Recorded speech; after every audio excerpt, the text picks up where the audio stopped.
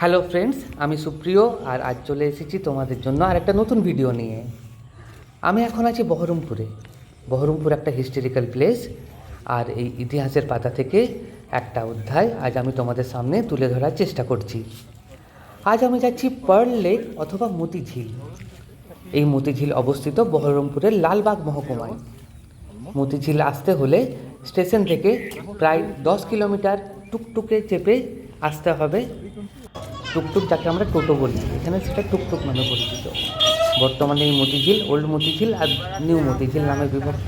Old Motijheel হচ্ছে যেখানে আমি এখন যাচ্ছি, এটা হচ্ছে ওল্ড মতিঝিল। আর এর পাশেই পশ্চিমবঙ্গ সরকার নির্মিত একটি পর্যটন কেন্দ্র, যেটা নিউ মতিঝিল নামে পরিচিত।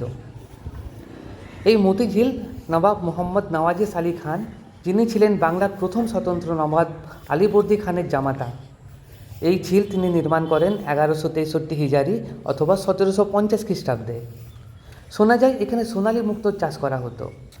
মতিঝিল দেখতে কিছুটা ঘোড়া খুরের মতো, যাকে বলে অশ্ব খুরাকৃতি। এখানে মেহেরুন্নিসা ওরফে ঘসেটি বেগম একটি বাড়ি নির্মাণ করেছিলেন, যার নাম ছিল সংহি দালান। সেই বাড়িটি পরবর্তীকালে ধ্বংস করা হয়, আর ঘসেটি বেগমকেও জলে ডুবিয়ে খুন করা হয়। এখানে নবাব মোহাম্মদ নওয়াজিস আলী খানের নির্মিত একটি মসজিদ আছে, যেটি আমরা জামা মসজিদ অথবা কালা মসজিদ নামেও জানি। তো এই হচ্ছে সেই মসজিদ, যেটা জামা মসজিদ অথবা কালা মসজিদ নামে পরিচিত। এই মতিঝিলে 6 জনের সমাধিরও উল্লেখ আছে। তো এই জামা মসজিদের ঠিক উল্টো দিকেই এই যে সমাধিস্থলটি আছে, এই যে সেই হচ্ছে সেই জামা মসজিদ অথবা কালা মসজিদ নামে যেটা আমরা চিনি। আর এই পাশেই হচ্ছে তার সমাধিটা। এখানে যে সমাধি আছে, যে 6 জনের সমাধি আছে, সবার প্রথম হচ্ছে নওয়াজিস মোহাম্মদ খানের, যিনি ছিলেন আলীবর্দী খানের জামাতা। দ্বিতীয় সমাধি হচ্ছে শমশের আলী খান, যিনি ছিলেন নওয়াজিস আলী খানের সেনাপতি। তৃতীয় যে সমাধিটা আছে সেটা হচ্ছে ইকরাম উদ্দৌলা, যিনি ছিলেন নওয়াজিস আলী খানের দত্তক পুত্র আর সিরাজদৌল্লার ছোট ভাই। চতুর্থ সমাধি আছে ইকরাম উদ্দৌলার, যিনি নার্স অথবা দাই ছিলেন। পঞ্চম সমাধি আছে ইকরাম উদ্দৌলার শিক্ষক। আর 6 নম্বর সমাধি আছে এডওয়ার্ড কিটলিংয়ের।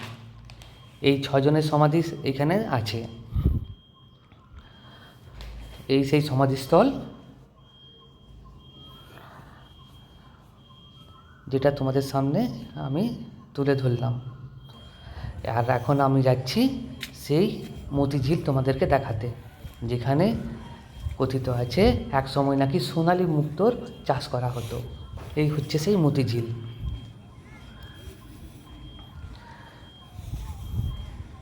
এই সেই হচ্ছে মতিঝিল, অনেক দূর পর্যন্ত বিস্তৃত অশ্বক্ষুরাকৃতি একটি ঝিল।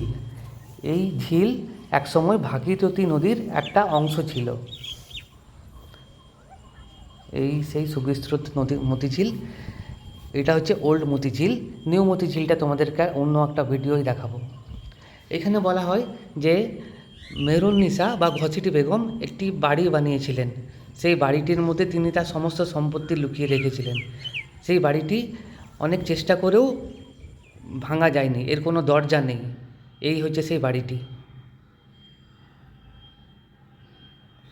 এই হচ্ছে সেই মসজিদ।